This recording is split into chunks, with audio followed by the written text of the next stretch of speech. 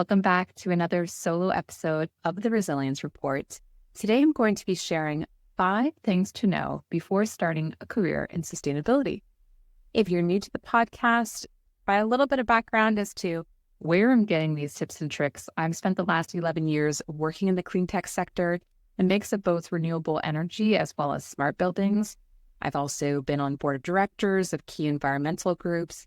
And most importantly, and probably most relevant to this show, I've spent the past year and a half interviewing experts across all of different industries. So this episode is really going to be combining all of that different expertise. These 5 different areas are in no particular order. I've really tried to condense down as many topics as possible.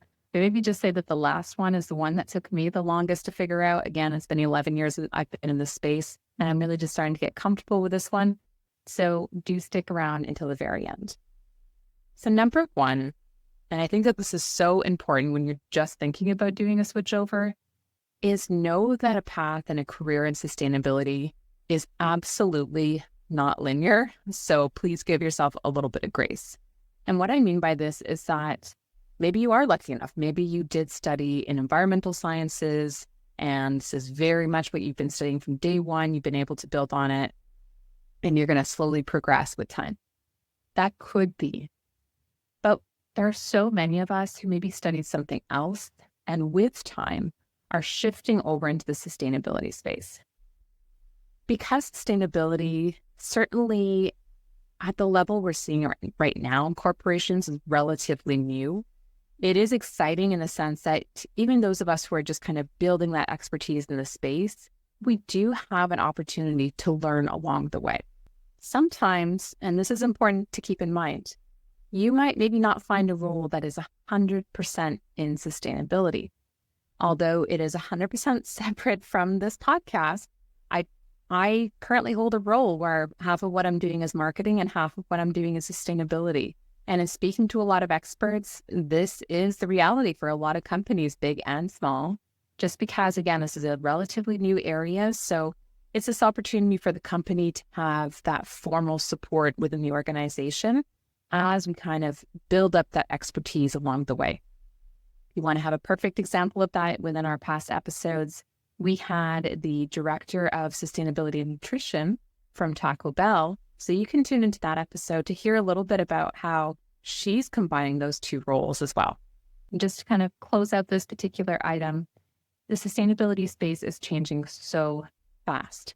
So this might feel less linear as well. Regulations are changing, customer demand is changing, certainly the political landscape is changing.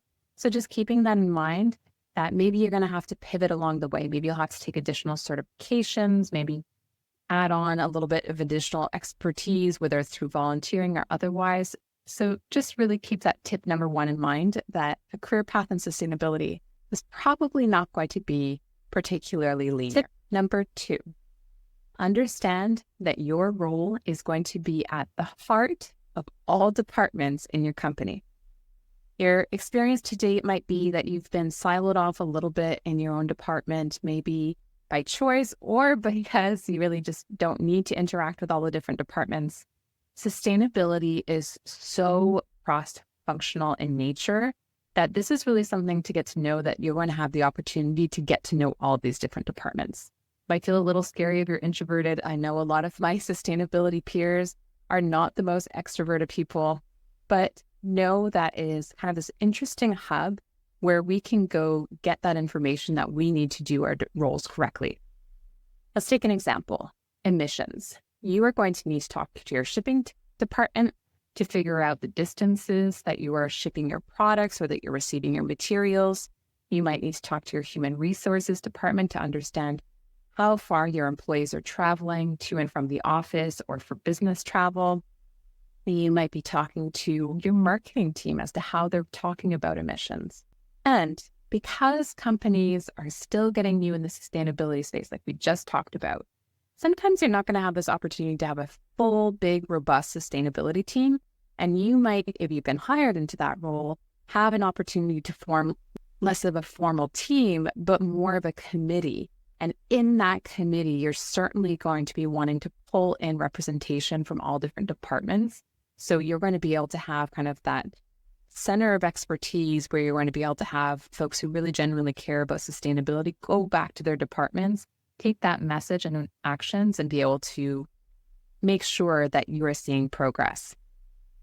I also always say to students graduating, if you are applying to companies and you're interested in working in sustainability, make sure from day one and even before that in your interviews, you are asking about the sustainability committees to make sure that you can get involved from day one.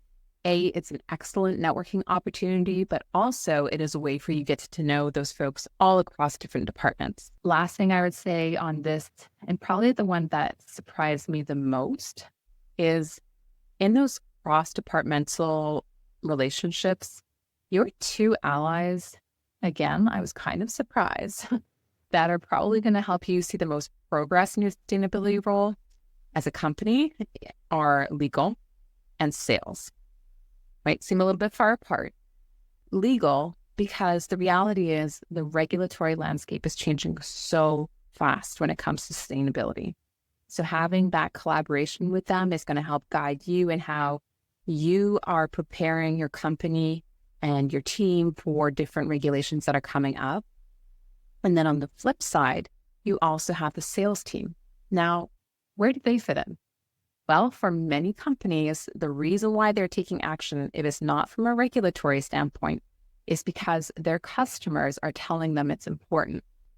And I've definitely seen this with a number of our guests on the podcast, where the reason that the corporations where they were working really started taking sustainability seriously was because their customers were telling them so.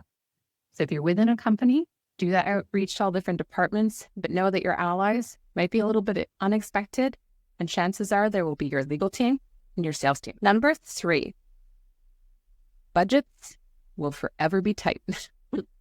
It is a challenging exercise working in sustainability. The reality is sometimes the return on investment is not always the fastest thing. Of course, don't get me wrong, there are certain things like saving energy. At the end of the day, it's pretty quick. You right away see the tangible turnaround of reduced costs. However, there are other projects that are longer term, and maybe you're doing them to help meet regulatory requirements that are only going to come into place in 5-10 years. So they're slower moving. And at a time where all companies have to be really mindful about planning, it might be that you have pretty tight budget. So you're going to need to get creative. Now, and knowing that you have a limited budget, you have a couple of different opportunities to look inside and outside your organization. Inside, I just mentioned, maybe it is creating that formal alliance, that sustainability committee within your company where folks have their own day jobs, but they're able to use a little bit of their time to be able to support you in sustainability space. Also a wonderful opportunity to lean into internships. Sustainability internships, please do check your provincial or state level, because increasingly governments are providing sustainability when it comes to helping fund internships. Also, if you're going to go external, these same subsidies can sometimes apply to help get a part-time consultant to support you with sustainability. This is something I've personally had experience with. It is phenomenal when you're just getting started, you're getting the team going in terms of sustainability at a company, to have that third party come in, be subsidized by the government, again, those tight budgets, but they're able to guide you along the way so that you're focusing on the right actions. Then finally, it's totally free, and keeping that budgets are going to always be tight when you're working in sustainability, is that the sustainability community is so exceptionally helpful. This is something I've never seen in any other area, in the sense that there's always kind of in the corporate world a sense of competitiveness, or kind of this race to the top, in the sense that you're going to help others, but maybe not that much. Whereas when we're working in sustainability, we recognize that even as competitors, when you really care about environmental or social impact, you are so focused on getting the industry there that it is going to make it go faster by working with other people in the space. And it's all hands on deck and really helping each other. So just build up your network, because the folks who are working in sustainability are usually so willing to lend a hand, whether it's reaching out on LinkedIn or going to a trade show focused on sustainability. you might find some phenomenal resources that can support you even when you have those tight budgets. Number 4, and this is somewhat tied back to your budget. And we all had unlimited budgets. You would do everything all at once in terms of sustainability. But the 4th thing to keep in mind is that just because a project is super important to you, or maybe the most visible from a sustainability lens, it might not always be the one to start with. What I would say is that if you are trying to build up corporate buy-in for a sustainability program, you definitely want to get a pulse as to what is important, not just to you as a sustainability leader, but to leaders within the organization and your customers. And this is where it's super important to go get that voice of customer, internal and external. And you often hear this called a materiality matrix. Probably not new to most of you listening, but for those who it is, this is really just an opportunity for you to get those different voices and to be able to structure and look at what is most important within your organization, with your customers, and then kind of benchmarked across with competition. This is something, if your budget is too tight to do it, can be really expensive if you go to outside consultants, especially some of the big names out there. You have a couple of different options. You can either research online and you can kind of do a rough version if you're a startup, an entrepreneur who's listening right now and you want to do a materiality matrix. There are a lot of free tools that are available online. If you have a bit more money, maybe it is leveraging that external consultant that we just talked about, who maybe you can get through a subsidy and they can support you. I've also seen student groups. This is an interesting one. You can reach out to local universities who maybe have a program in sustainability or consulting and see if they are willing to have their students for a semester have one of their class projects be to do the materiality matrix for your company. I think this is a great opportunity that is low lift for you as an organization. Maybe it's something that you further refine with a consultant after, but you can get it to a really good spot through those students. So once you've done this materiality matrix and you've really understood where the most important actions are, you're probably going to have so many different projects that you can work on. But really, there are a few different things to keep in mind. One is obviously try and see where you can have the quickest ROI as one, like those low-hanging fruit where you feel like you can have some quick wins. And if you have some naysayers, the leadership team who are not so sure about the sustainability program, being able to show that you were able to achieve concrete wins within a short window of time is certainly important. It's also going to allow you to have that momentum so that you can work on maybe some of those bigger milestones that just take longer, maybe a multi-year project. It's maybe requiring different stakeholders across the organization. So it allows everybody to feel like they're seeing some progress while in the back end, you're moving those bigger milestones. So let me give you an example. Go back to my baby of emissions. Lowering your emissions to net zero, for example, that is a multi-year commitment. It is sometimes some of us are talking about 17, 27 years from now. And that is a really long time to keep people excited. So maybe you're going to have some wins along the way that are a lot more tangible. For example, you might be putting in an end-of-life program for your products where you are helping your customers when they're done with your product properly get rid of it to make sure that it's either coming back into the cycle or that it's being repurposed and upcycled in a proper way, or that you are taking the necessary measures to make sure that it is recycled properly.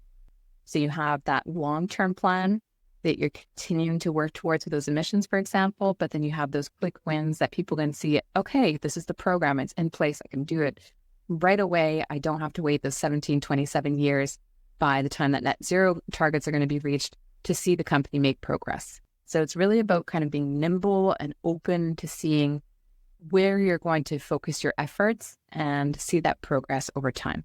So before I share that last final one that I told you took me the longest to figure out, let's do a quick recap. So number 1, your path in sustainability is probably not going to be linear. Number 2, you are going to be the center spoke between all of the different departments.